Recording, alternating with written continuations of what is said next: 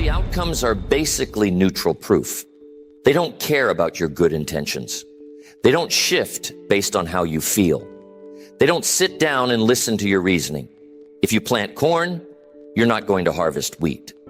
If you skip preparation, you're not going to magically deliver excellence. The outcome reflects the system you followed, not the explanation you give afterward.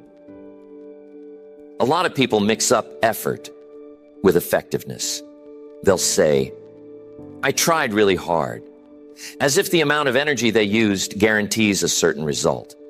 But effort is just one piece of the puzzle. Direction matters. The method you use matters. Consistency matters. You can push with everything you've got in the wrong direction and still end up exactly where you started. Results don't hand out rewards just because you meant well. Wanting something is important, but wanting it isn't enough. You can deeply want to be healthy and still eat in ways that work against you. You can really want financial stability and still spend without any structure. You can dream about mastering a skill and still avoid the daily practice it takes to get better. The result doesn't measure how badly you wanted it. It measures what you actually did on a regular basis. Explanations don't change outcomes. You can explain why you were late, but you're still late. You can explain why a project didn't work out, but it still didn't work. You can explain why your savings account is empty, but the balance doesn't move because of your reasoning. An explanation might protect your pride, but it doesn't change the facts. You can have good intentions and still get poor results. You might genuinely care about your family and still communicate badly. You might honestly want to increase your income and still avoid building the skills required to do it. Your motives matter for who you are as a person, but your method determines what actually happens. If the method is weak, the result will show that clearly. You can feel busy all the time and still not move forward. Plenty of people are constantly doing something. They run from task to task. They fill every hour. They go to bed exhausted. But when they look at their results, nothing meaningful has improved. Their income hasn't grown. Their health looks the same. Their skills haven't sharpened. Their relationships feel tense. Being in motion isn't the same thing as making progress. And being busy isn't proof that you're advancing. Results highlight the difference between what you think you're doing and what you're actually doing. You might believe you're disciplined, but your body reflects inconsistent habits. You might think you're responsible with money, but your statements show impulsive spending. You might say you're committed to growth, but your calendar shows long stretches of distraction. The outcome exposes the gap between perception and reality. The mature way to respond to results is to analyze them, not get defensive. Defensiveness protects your ego, but it blocks improvement. When you argue with reality, you lose twice. You miss the lesson and you miss the chance to get better. Analysis turns disappointment into useful information. It asks, what led to this? And then makes adjustments. Strong emotions are normal, but they don't help for very long. If you're disappointed, admit that. Then move on to evaluating what happened. Swap outrage for curiosity. Swap frustration for investigation. Instead of asking, why is this happening to me? Ask, what pattern created this? That question gives you something you can work with. You have to measure the things that matter. When it comes to health, the mirror, the scale, and your energy levels tell the truth. With income, the numbers tell the truth. With skill, your performance tells the truth. In relationships, the tone between you and the level of trust tell the truth. These indicators aren't against you. They're tools. If your health is going downhill, that's not an insult. It's information. It tells you your eating, sleeping, and movement habits need work. If your income is unstable, that's not a statement about your value as a person. Is feedback about your strategy, your abilities, or your consistency? If your relationships feel strained, that's not a personal attack. It's a sign that your communication, patience, or attention needs improvement. When you treat results like data, you take the drama out of it. Data doesn't need emotion. It needs interpretation. A farmer doesn't get offended by a weak harvest. He looks at the soil, the seed, the weather, and his process. Then he adjusts. The next season improves because he was honest about the last one. The same idea applies to your life. Instead of reacting emotionally, evaluate what happened. Look at the evidence and ask what it's teaching you. If you're missing your goals, check your daily habits. If your performance is uneven, look at how you're preparing. If progress feels slow, examine what you're prioritizing. Results don't lie, but they also don't attack you. They simply report what your current system produces. They show whether your habits line up with your ambitions. They reveal whether your discipline actually matches your desire. They uncover whether your explanations are hiding weak processes. Once you see that clearly, you can make specific corrections. There's real strength in accepting that kind of honesty. When you see outcomes as neutral evidence, you take back control. You stop blaming everything around you for every setback. You stop hiding behind good intentions. You stop confusing activity with momentum. Instead, you look at the facts and decide to improve your behavior. The blunt honesty of results doesn't destroy confidence. It builds real confidence. Confidence based on illusion is fragile. Confidence based on accurate self-assessment is solid. When you understand your numbers, recognize your patterns, and know what works and what doesn't, you start acting strategically instead of emotionally. Results are like a mirror. They show you what your current habits are producing. If you don't like what you see, you don't smash the mirror. You change the habits that created the reflection. You tighten your discipline. You improve the method. You make your actions match the standards you say you have. That's why the truth in results is actually helpful. It removes the guessing. It strips away fantasy. It brings you back to simple cause and effect. Once you understand that outcomes reflect systems rather than intentions, you focus on what you can control. You start building better systems. And when you build better systems, the results shift. Not because you wished harder, not because you explained yourself more clearly, not because you stayed busy. They change because you change the behaviors that create them. That's the real power of accepting the honest feedback that results give you. There's a big difference between being active and actually making progress. But a lot of people go through life never separating the two. They judge their days by how packed their schedule was, not by what actually improved. They mix up movement with momentum and assume that if they're exhausted, they must be getting somewhere. But being tired doesn't prove you're growing. It only proves you spent energy. This confusion becomes even clearer when you look at how activity fills time without changing outcomes. Activity can easily look like productivity.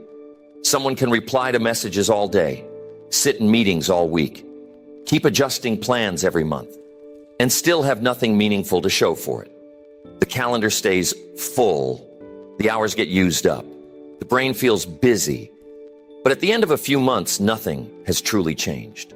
Income hasn't increased. Skills haven't improved. Strength hasn't grown. It felt like movement, but it wasn't real progress.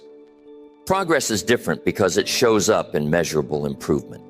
Something has to increase, get stronger, get sharper, or expand.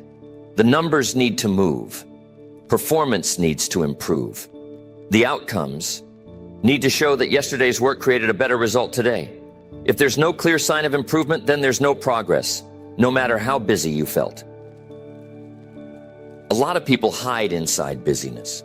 If they stay constantly occupied, They don't have to look at what isn't working. Staying busy becomes a way to protect their ego. It lets them say, I'm working hard, without ever asking, is this actually working? That second question is uncomfortable because it forces you to evaluate instead of assume. You can put serious effort into the wrong thing. You can get very good at things that don't really matter. You can pour energy into activities that don't create leverage. Just trying hard doesn't guarantee forward movement. The direction of your effort determines whether it has value. If what you're doing doesn't move an important metric, it might just be eating up time. Repeating the same thing without making adjustments leads to staying stuck. If you use the same method week after week and nothing changes, that's not discipline. That's inertia. Real discipline means you're paying attention. It means you're tracking results. It means you're refining what you're doing. If you lift the same weight over and over without increasing it, your muscles stop adapting. If you practice a skill but never correct your mistakes, your performance levels off. Growth happens when you introduce challenge, not when you stay comfortable. When you don't measure anything, comfort starts to replace growth. Without tracking progress, it's easy to tell yourself you're improving. You rely on how you feel instead of what's actually happening. But feelings go up and down.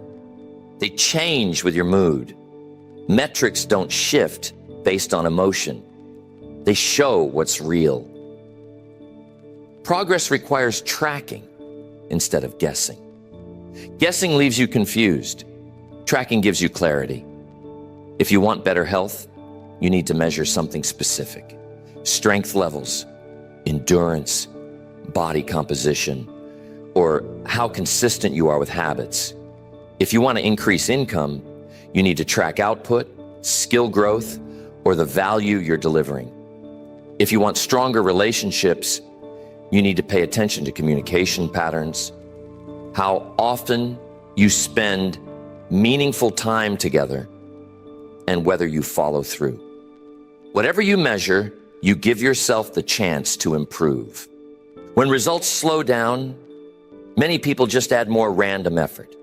They work longer hours. They pile on extra things. They increase activity without changing direction. But random effort isn't the same thing as strategy. If a key doesn't open a door, forcing it harder won't fix the problem. You have to look at the key and look at the lock. Then you make the right adjustment. It's possible to feel completely drained and still not be effective. Exhaustion can feel like sacrifice, and sacrifice can feel admirable. But feeling noble doesn't automatically create results. If what you're doing isn't producing measurable change, it needs to be questioned. A disciplined person is willing to check whether their effort actually lines up with the outcome they want. The difference between activity and progress becomes obvious when you define clear indicators. In each important area of life, pick 3 to 5 measurements that really matter. In health, that could be strength improvements, consistent workouts, or cutting back on harmful habits. In finances, it could be savings rate, income growth, or paying down debt.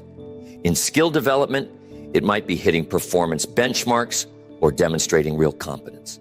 In relationships, it could be quality time, resolving conflict well, or being dependable. Once you know what matters, review those indicators every week instead of waiting for your emotions to tell you something is wrong. Don't wait until you're frustrated. Don't wait for a crisis to get your attention. Weekly evaluation catches small problems before they turn into big ones. It shortens the gap between mistake and correction. It keeps minor inefficiencies from growing into major setbacks. Comfort can easily hide stagnation. If your routine feels familiar and manageable, it's tempting to assume it's effective. But effectiveness has to show up in the numbers. If your key indicators aren't improving, something needs to shift. That shift might be your method. It might be your intensity. It might be your focus. But it has to be intentional, not just emotional. Progress usually isn't dramatic day to day, but it becomes obvious over time. Small improvements add up. Tiny refinements compound. A 1% improvement repeated consistently turns into something significant. That only happens when effort is directed thoughtfully instead of randomly. When you clearly separate activity from advancement, your time starts to carry more weight. You stop filling your schedule just to feel productive. You stop confusing motion with mastery. You start asking, what actually creates leverage? And you focus your energy there. Leverage is what multiplies results. It's the action that affects several outcomes at once. It's the habit that improves multiple areas of your life. It's the skill that increases your value in different situations. Once you find those leverage points, progress speeds up without you having to stay in constant motion. That kind of clarity lowers anxiety. When you know what you're measuring and how you're evaluating it, there's less uncertainty. You're not guessing whether you're improving. You can see it. The numbers back it up. Your performance shows it. Your relationships reflect it. You can stay busy for decades and never really move forward. Progress requires intention. It requires honest evaluation. It requires making changes when something isn't working. It forces you to stop hiding behind effort and start focusing on effectiveness. Results don't respond to noise. They respond to alignment. They respond to precision. They respond to systems that consistently create measurable improvement. Once you understand the difference between being busy and being effective, you take back control of your time and energy. At that point, your main question changes. Instead of asking, how much did I do? You start asking, what did it actually produce? That shift alone turns simple motion into real momentum and effort into meaningful progress. Outcomes don't just show how you performed. They reveal your standards. They show what you actually accept in your life, not just what you say you care about. Your life isn't shaped only by what you intend to do, but by the level of behavior you repeatedly allow. This is where the conversation moves from performance to principles. Standards are proven by consistency. Anyone can talk about high principles. Anyone can say they value excellence. Anyone can describe the life they want. But standards aren't proven through words. They're proven through repetition. What you consistently do is your real standard. What you repeatedly allow becomes part of who you are. Excuses quietly lower standards. They don't show up announcing that you're giving up. They sound reasonable. They sound temporary. They sound justified. But every time you choose an excuse instead of discipline, your standard drops a little. The drop might seem small, but small drops add up. Over time, things that once felt unacceptable start to feel normal. What you tolerate shapes your direction. If you tolerate skipped workouts, lower effort becomes your routine. If you tolerate careless spending, financial instability starts to feel familiar. If you tolerate disrespect in conversations, tension becomes expected. Whatever you consistently permit continues. The direction of your life follows what you repeatedly allow. If your health results are poor, it points to inconsistent discipline. That doesn't mean you don't know what to do. It means the right behaviors aren't being enforced consistently enough to build strength. If your finances feel unstable, it suggests your standards around earning, saving, or spending aren't clear or firm. If your relationships are strained, the standard for communication or patience isn't strong enough. Outcomes make this clear without emotion. A lot of people are surprised by their results because they judge themselves by what they aspire to, not by what they actually do. They say they value health, but rarely move with intention. They say they value growth, but avoid difficult study. They say they value stability, but make impulsive decisions. Results don't measure what you hope for. They measure what you enforce. Your life reflects what you repeatedly permit. If you allow distraction, distraction spreads. If you allow inconsistency, that becomes your rhythm. If you accept mediocrity in small areas, it eventually shows up in larger ones. The reflection shows patterns, not promises. Standards aren't built on mood. They're built on non-negotiable actions. When you decide certain behaviors will happen, regardless of how you feel, you raise the baseline of your life. You remove the daily debate. You stop negotiating with yourself. The behavior becomes automatic because the standard is firm. There's a clear difference between a preference and a standard. A preference says, I'd like to. A standard says, I will. A preference fades when you're tired. A standard holds. A preference depends on convenience. A standard pushes through inconvenience. Your results show whether you're living by preference or by principle. Small acts of neglect add up to visible consequences. You don't notice the first compromise. You barely notice the second. But after weeks or months, the impact is obvious. Your body changes. Your bank account shifts. Your skills stall. Your relationship loses warmth. What seems small becomes impossible to ignore.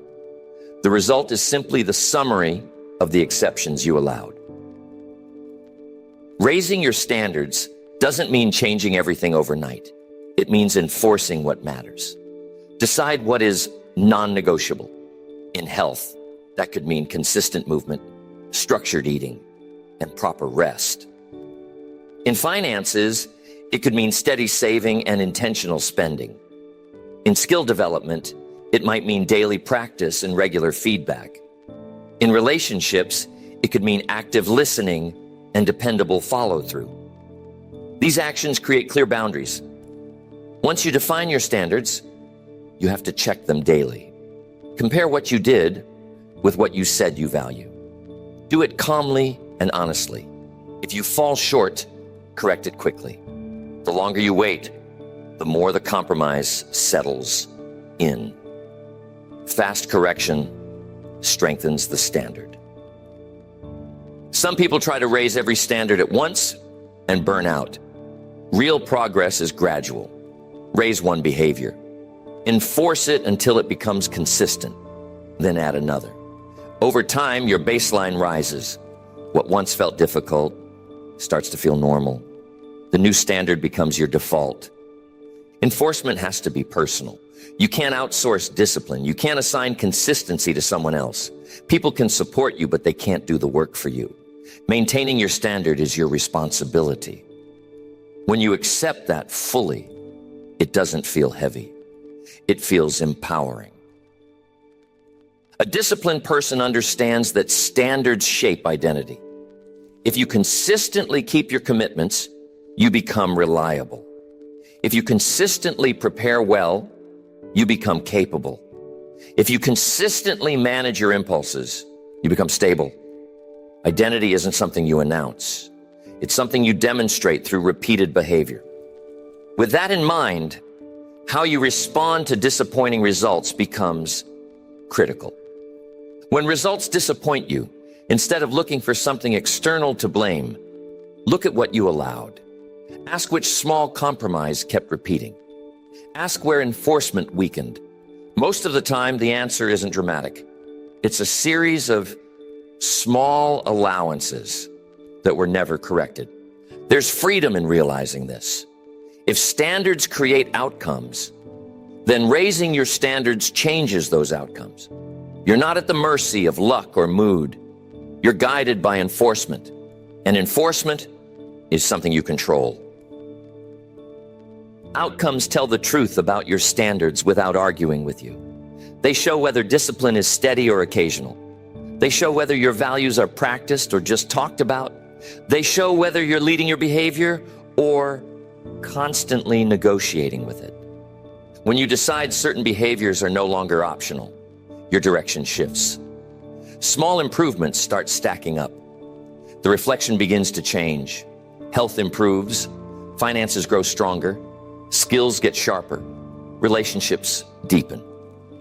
Not because you suddenly felt inspired, but because you consistently enforced a higher standard.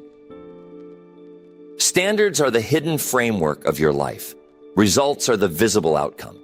If the outcome is weak, strengthen the framework. Get clear on what's acceptable. Enforce it yourself.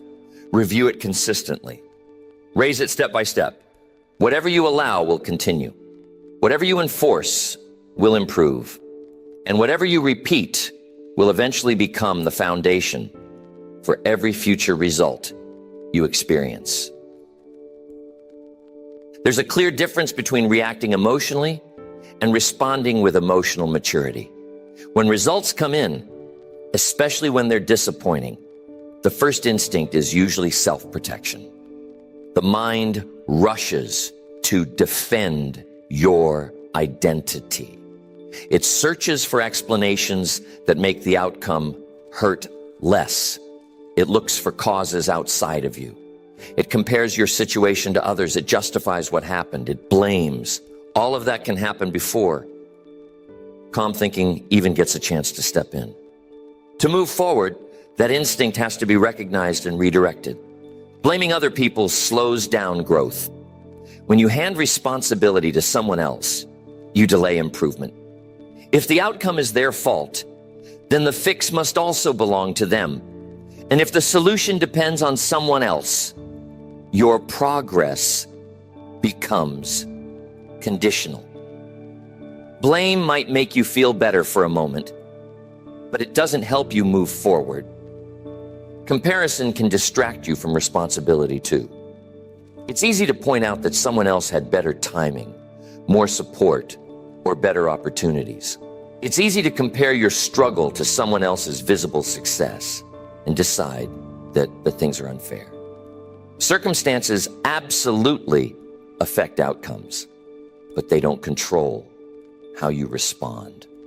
Two people can face similar setbacks and end up in very different places.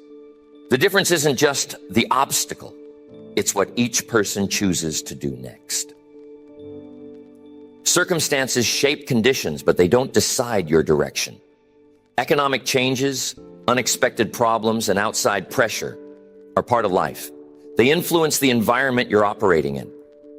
But within that environment, you still have choices. You still have the ability to be disciplined. You still have room to adjust your strategy. You still have the option to take accountability. Emotional maturity recognizes outside influence without giving up personal control. Taking ownership gives you back power. The moment you say, "This is mine to improve," everything shifts. You stop reacting and start acting. You stop defending what happened and start improving what happens next. Ownership isn't about attacking yourself, it's about directing yourself. When results are disappointing, people often tie them to their self-worth. They treat performance like it defines who they are. If the outcome is bad, they feel like they are bad. That belief triggers defensiveness. But growth requires separating your value from your performance. A single result doesn't define your worth as a person. It does, however, give you information about what needs to improve. Accountability isn't punishment. It's empowerment. It's choosing to claim influence over your path. It says, if I played a role in creating this result, then I can also play a role in improving the next one. That belief restores strength. It replaces helplessness with action. It replaces resentment with determination. A disciplined person focuses on one key question: what needs to improve? Not who's to blame. Not why